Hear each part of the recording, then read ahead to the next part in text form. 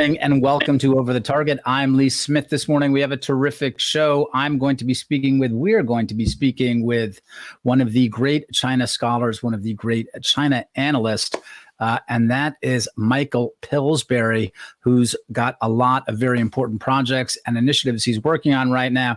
We're going to talk about as well. We're going to talk about what Congress is not doing, that it promised to do in terms of taking a harder line on the Chinese Communist Party. And we're going to look at the Biden administration, which is allegedly tough on China, but doesn't seem, in fact, to actually be doing that much. So without any further ado, let's go to Michael Pillsbury. Mr. Pillsbury, thank you so much for being here with us this morning.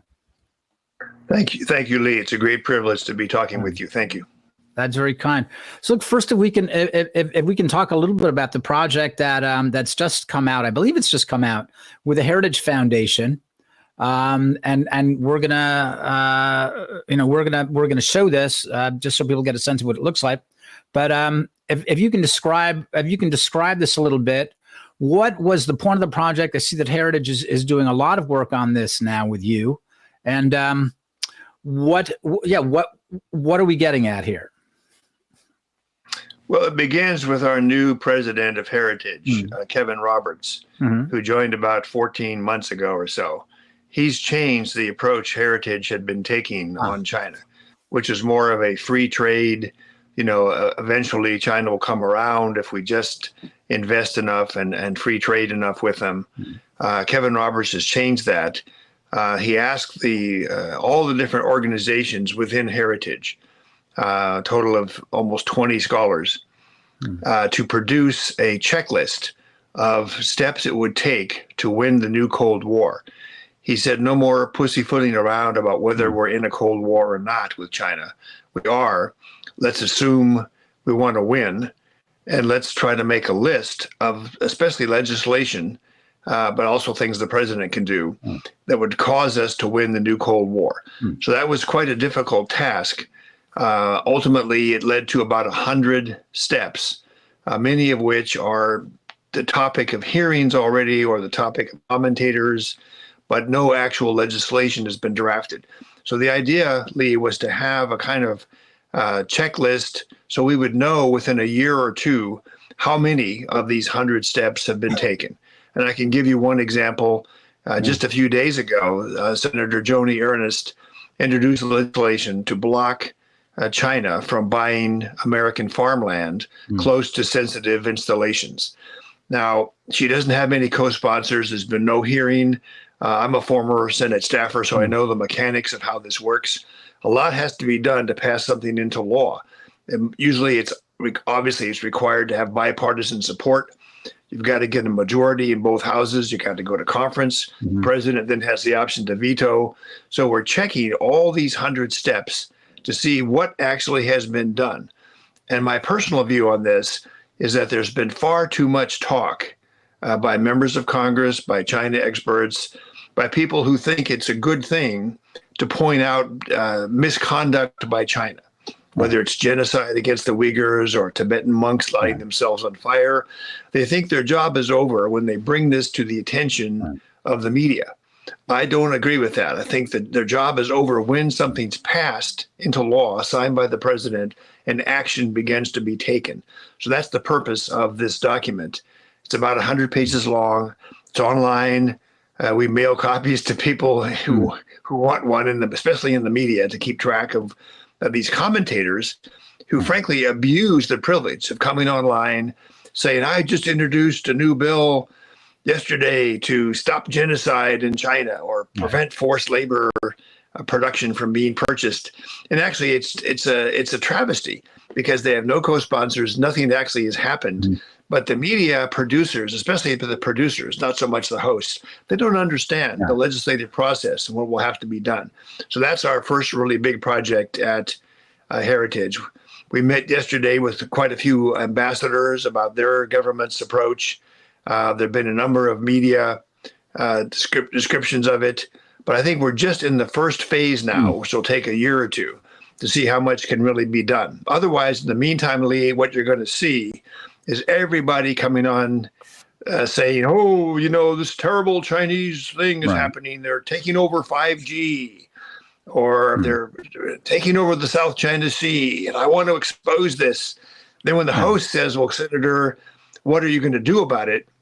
The senator says, well, Martha or Maria, I'm going to expose this to the world. Well, any commentator can do that. Senators and House members, especially chairmen of committees, they should actually do something. Otherwise, the Chinese are going to win this Cold War for sure. Why the pantomime? I mean, is it because they don't want to do anything? Because some of the times I think, well, maybe they want to do something, but they feel they can't because with this particular administration in charge, there's no room. So they might as well get on TV. They might as well sign op-eds that are showing they're tough on China. But frankly, we can't do anything about it, Or is it that they don't want to do anything about it, that they're not very serious about it? I think it's something a little bit different. It's the issue of hard work. When I was a Senate staffer, we had senators who would tell the staff, I want this to be passed. And that senator, that kind of senator, would go around with a draft letter to the president or draft legislation, would get co-sponsors, would go through the hard work of achieving enough votes, frankly, to cause action to happen. It's so much easier, cheaper, and quicker to come on and say, Lee, I'm fighting for you against the communist Chinese, and you have to support me in my fight. And the producers don't know enough to say, well, what exactly is your fight, Senator? Do you have, or Congressman, do you have a piece of legislation? What's the number of it? Has it been approved by leadership?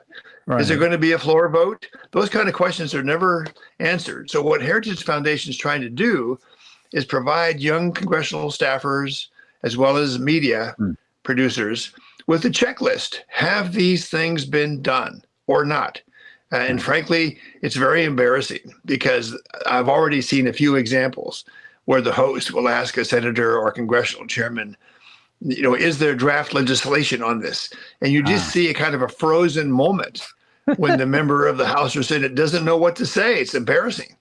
Same thing with commentators, retired officials, retired generals, often very famous for a book or two that says, we got to stop China in its tracks and I'll fight for you. But then in the book, you look up something specific that action can be taken. And you find there's nothing there. The person thinks their job is done writing the book. And it's tragic. The Chinese approach is the opposite. They are taking actions, all types of actions. They have almost no discussion at all before they do something. Xi Jinping just orders. This will be done. And whether it's more satellites in space or any number of actions China is taking, we look like we're paralyzed with internal debates and bickering. And the Chinese look like, to the third world, to the global south, the Chinese appear to be the winners in this global contest. I think that's very bad. They appear to be very serious. Well, we appear to be split between people who recognize that there is a global conflict, and other people. I mean, when you're saying that you're talking to young Senate staffers and young people on the Hill, just the phrase a Cold War, a new Cold War. I mean, what are people saying? It's like a new Cold War. I don't even really understand what the old Cold War was about and what happened. And again, it strikes me that there are lots of people in the United States government that don't believe it's a Cold War and that don't believe there's really a conflict. I just saw, I don't know if you saw this story, I think it came out yesterday, about the head of Raytheon who's saying we can't do anything about it. Just too much of our stuff is made in China. So we can loosen things up, but this whole idea of decoupling, it will never happen. So isn't that one of our problems too, that we have different sectors of the U.S. government don't really believe there's a conflict, or if there is, there's nothing that we can do about it? Yes, that's a big part of the problem. A large part of our government is still in denial. The reason I wrote 100-Year Marathon with 60 pages of footnotes to declassified documents. In fact, some book reviewers have picked up on that. They've said this book isn't just Pillsbury's opinion. It's got an eye-popping amount of declassified documents on what we tried to do as a government. Very few people know that we're still deeply involved in assisting China. If you go to our U.S. Embassy website in Beijing, there's a website there. It says that 2,300 officials work in the embassy. It's our largest embassy in the world. 50 federal agencies are in that embassy, according to the website. Almost all of them are there to assist China in one way or another. The FAA is assisting China to manufacture airliners. They claim they want safe airliners, but actually it's helping erode our competitiveness. The CDC is there to help with epidemiological studies. We created the epidemiological unit in China 20 years ago that was supposed to catch the COVID virus and warn us. Of course, it didn't happen, but that aid program is still there. The whole world now knows about the gain of function research allegations. So when you take 50 agencies doing this without permission of Congress, this is another huge area that Mr. Trump got into. He had the OMB director, Russell Vought, do a survey of agencies. And for sure enough, they found quite a few doing things to help China without permission from Congress. But whose fault is that? The Congress has never had oversight on this. So only quite recently have there begun to be first commentators, and I hope there'll be action. This is one of the 100 items. What exactly are these 50 agencies doing in Beijing? At what point do we say, well, they're not naive anymore? The fact that there are 50 federal agencies working out of the embassy in Beijing actually suggests there's a very big problem throughout the U.S. government. And it's not just naivete or missing the bigger picture, that in fact they're helping Beijing along. Well, the key thing is, if you just talk about it like you and I are now, I'm laying out these 50 agencies and giving you some examples. And maybe you shake your head, say, oh, that's a terrible thing. You know, we shouldn't have that. Right. But unless we have a piece of legislation or a letter from 100 congressmen to OMB, did you continue to pursue what Mr. Trump was looking into, federal aid to assist China that helps their growth rate while they're competing to replace us in the world? Are you doing this or not? There's a brand new GAO study just came out in the past month listing some more agencies and some more examples. But then the GAO study says this process was stopped. The administration is not sharing what all the agencies are doing to help China. So we're unable to continue our report. We have these examples, but we don't know what else there is. Well, when that GAO report was submitted to Congress, you would think there'd be outrage. Get to the bottom of this. Nothing happened. There's been no hearing, no testimony, no letter, and certainly no legislation. So you take this times 100, and you see why the Heritage Foundation new president decided we need this kind of playbook, for lack of a better word, but also a checklist to see what actually is being done so that TV news hosts won't be so easily bamboozled. I'm fighting for you, you know. No, it's great to have that out in front of them to say, hey, look, I've got this fact sheet from Heritage, and you might think these guys are a little hard, but they're showing me that none of these things have been done that you guys on the Hill say you want to get done. No, I think that'd be very excellent to have that in front of people and to help hold our elected officials accountable. Have you found with the younger people, because again, with the lawmakers, it's one thing. They're going to show off, they're going to talk a lot, but with the younger people, the staffers, are they saying, you know, this actually seems really important because I know that COVID came from there. I know that there was that Chinese spy balloon. So are younger Americans on the Hill awakened to what's going on? So do you have good responses from them, or did you really have to pound on their doors to get anyone to pay attention? Well, there's the idea of light a candle, praise the good. And I'll give you an example of something some young people were involved in that actually has happened now. It's really good news. A number of war games were played in the Pentagon as well as on the Hill.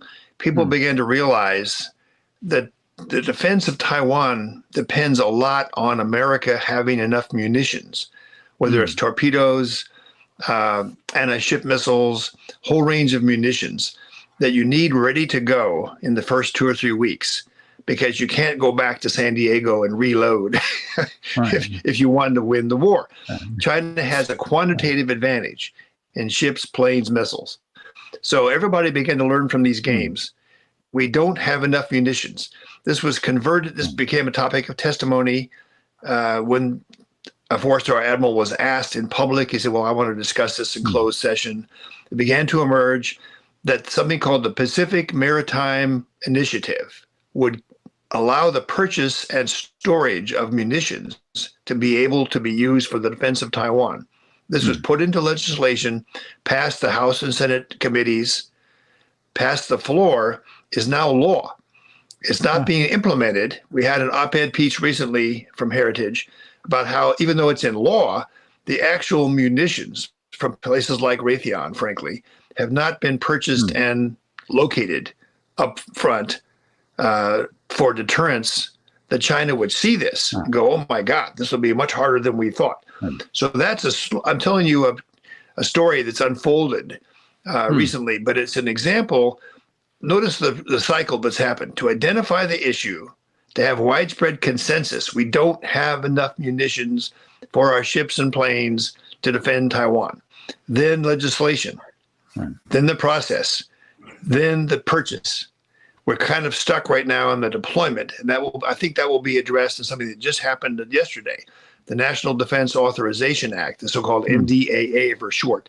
It has a lot of amendments to it that can be added and drafted, in fact, by young staffers.